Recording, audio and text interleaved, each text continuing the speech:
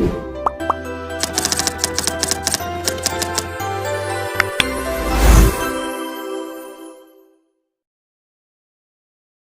our classroom, every child's unique light shines bright. Here, we believe in the power of togetherness and collaboration. We learn from each other, celebrating our different talents and strengths. Because when we support one another, we all succeed and grow. Together, we create a classroom where everyone belongs. Assalamualaikum warahmatullahi wabarakatuh. Perkenalkan, nama saya Kesya Fazana Aulia dengan NIM 2025-33233 kelas 1G PGSD akan menjelaskan tentang analisis kasus pendidikan berdasarkan landasan pendidikan.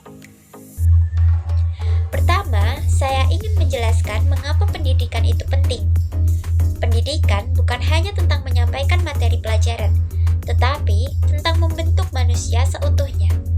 Menurut Undang-Undang Nomor 20 Tahun 2003 tentang Sistem Pendidikan Nasional, pendidikan bertujuan untuk mengembangkan potensi peserta didik agar menjadi manusia yang beriman, berilmu, kreatif, dan bertanggung jawab. Artinya, pendidikan memiliki peran besar dalam membangun karakter dan kualitas generasi masa depan. Kasus pendidikan yang saya amati adalah proses pembelajaran di kelas sekolah dasar dengan karakter peserta didik yang beragam atau heterogen. Saya memilih kasus ini karena kondisi tersebut sangat umum terjadi di sekolah. Dalam satu kelas, guru menghadapi siswa dengan kemampuan belajar, latar belakang keluarga, dan motivasi yang berbeda-beda.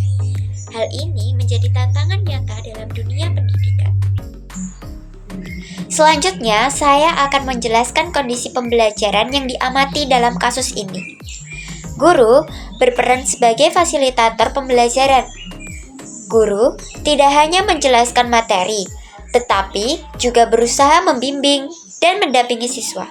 Menurut Suyono dan juga Haryanto, guru seharusnya membantu peserta didik membangun pengetahuan mereka sendiri melalui interaksi dan pengalaman belajar.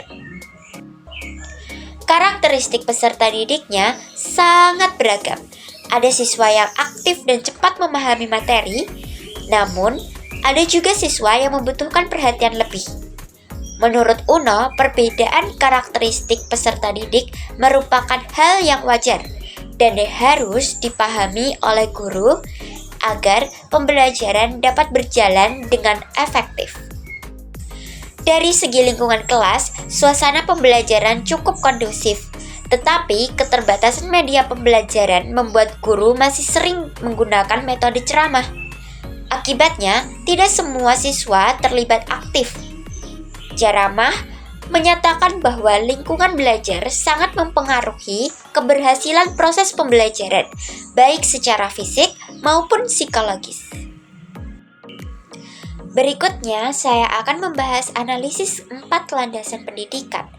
Yang pertama adalah landasan filosofis. Landasan filosofis terlihat dari tujuan pembelajaran yang menekankan pembentukan karakter dan sikap sosial siswa. Hal ini sejalan dengan pandangan filsafat humanisme yang memandang peserta didik sebagai individu yang memiliki potensi yang unik. Menurut Tiller, pendidikan harus memanusiakan manusia dan menghargai nilai-nilai kemanusiaan. Yang kedua, landasan psikologis. Landasan ini tampak dari cara guru memahami perbedaan kemampuan peserta didik. Guru tidak menyamaratakan perlakuan, tetapi berusaha menyesuaikan metode pembelajaran dengan kebutuhan siswa.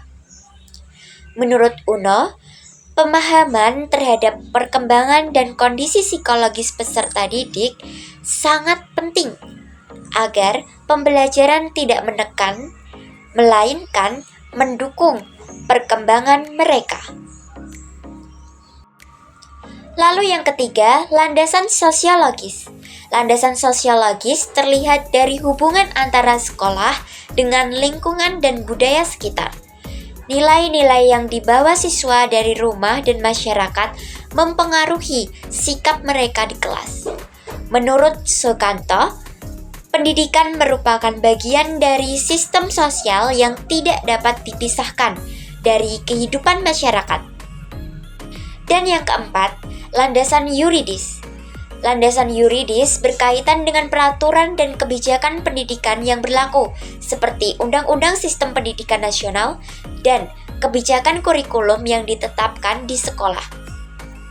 Guru melaksanakan pembelajaran sesuai dengan aturan tersebut, meskipun dalam praktiknya masih menghadapi keterbatasan. Mulyasa menyatakan bahwa kebijakan pendidikan menjadi pedoman utama dalam pelaksanaan pembelajaran di sekolah. Selanjutnya, saya akan menyampaikan refleksi saya sebagai calon guru. Dari kasus ini, saya menyadari bahwa menjadi guru tidak hanya membutuhkan kemampuan akademik, tetapi juga sikap empati, kesabaran, dan kepekaan terhadap kondisi peserta didik. Menurut Sardiman, guru yang baik adalah guru yang mampu memotivasi dan memahami kebutuhan belajar siswanya. Nilai penting yang saya pelajari adalah keadilan, tanggung jawab, dan komitmen untuk terus belajar sebagai pendidik. Sebagai penutup, kesimpulannya, landasan pendidikan baik filosofis, psikologis, sosiologis, maupun yuridis merupakan dasar penting dalam praktik pembelajaran. Keempat landasan ini saling berkaitan dan membantu guru dalam menciptakan pembelajaran yang bermakna dan berorientasi pada kebutuhan peserta didik. Demikian narasi yang dapat saya sampaikan. Terima kasih atas perhatiannya. Wassalamualaikum warahmatullahi wabarakatuh.